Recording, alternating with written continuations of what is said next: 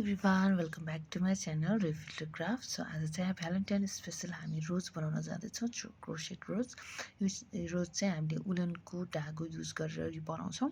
एकदमै सजिलो छ, एकदमै हजुरहरू बिगनर हुनुहुन्छ भने यो भिडियो चाहिँ एकदमै हेल्पफुल हुनेछ हजुरहरूको लागि। सो यो भिडियो चाहिँ स्किप नगरिकन बिस्तारै हेर्दै जानु होला। अलिकति स्लो चाहिँ हुन्छ, तर हजुरहरूले सिक्नको लागि चाहिँ बिगनरहरूको लागि चाहिँ एकदमै ध्यान दिएर मैले बिस्तारै बनाएको छु। सो होपफुल्ली हजुरहरूलाई हेल्पफुल हुनेछ होला। अब सुरु गरौँ। यता यसको लागि चाहिँ मैले धागो चाहिँ मसिनोमा युज गरेको छु। सो हजुरहरूले चाहिँ मोटो खालकोमा लिँदा पनि हुन्छ या मसिनो लेस बनाउने धागो लिँदा पनि हुन्छ। मैले मसिनो युज गरेको भएर यसलाई 2 दोरा राखेको छु। सो फर्स्टमा चाहिँ हजुरले यसरी लक गरेर एउटा चेन बनाउनु पर्ने हुन्छ र चेनलाई बिस्तारै बनाउँदै जाँदै गरेपछि 50 वटा चेन हजुरले कम्प्लिट गर्नुपर्ने हुन्छ।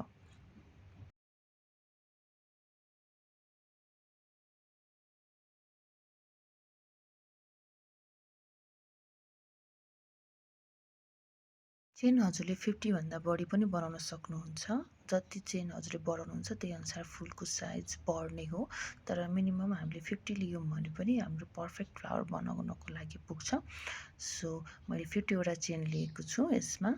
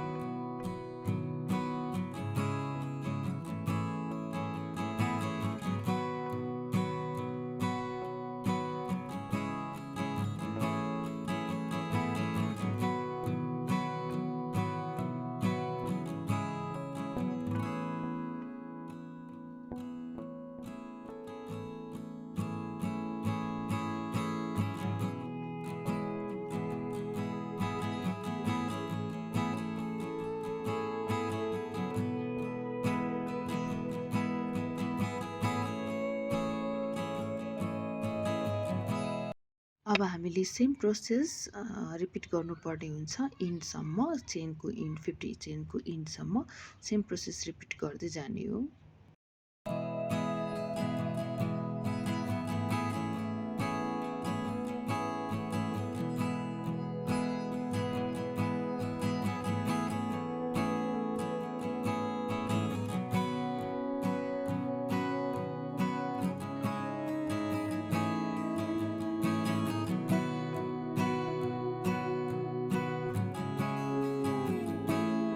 यो हाम्रो कम्प्लिट भइसकेको छ। सो सेकेन्ड प्रोसेसमा पनि हामीले फर्स्ट प्रोसेसमा गरे जस्तै सेम प्रोसेस नै गर्छौँ।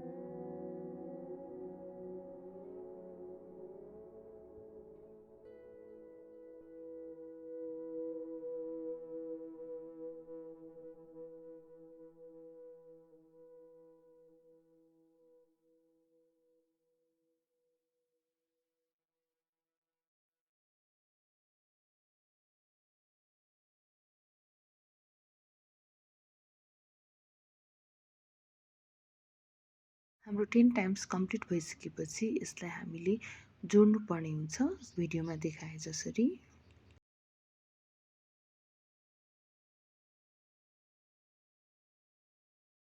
यो फ्लावरको लेयर बनाउँदाखेरि पनि सेम प्रोसेस रिपिट हुँदै जान्छ स्टार्टिङदेखि एन्डसम्म।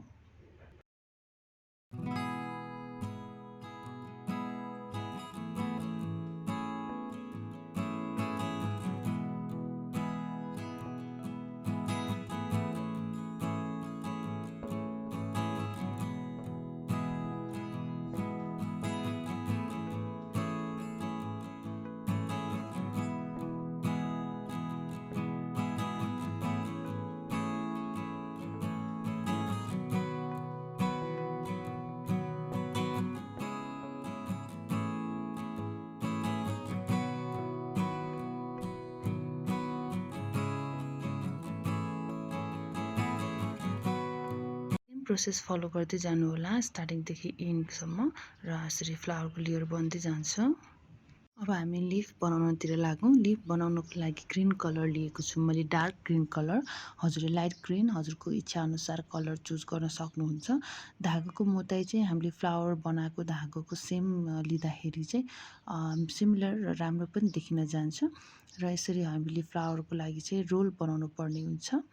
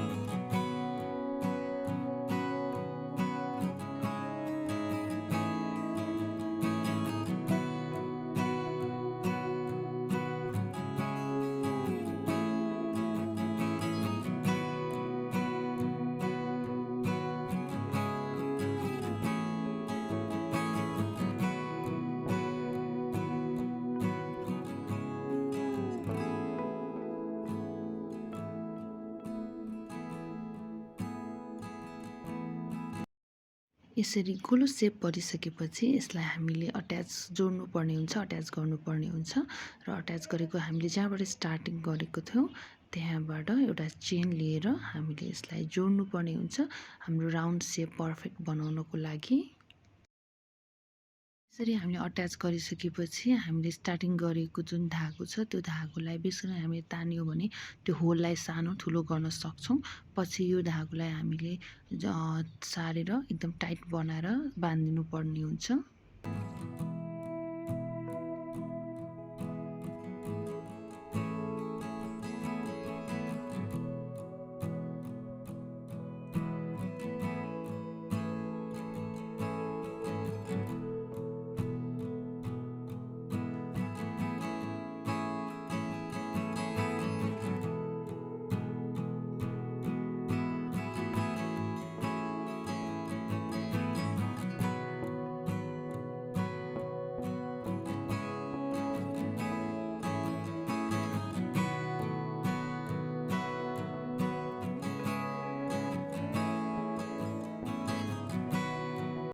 लिफ बनाउँदाखेरि हामीले स्टेप वाइज गर्नुपर्ने हुन्छ। फर्स्ट स्टेपमा हामी 3 टाइम्स तान्छौँ भने सेकेन्ड स्टेपमा हामीले 2 चोटि गर्छौँ 2 टाइम्स र थर्ड स्टेपमा 1 टाइम्स गर्छौँ।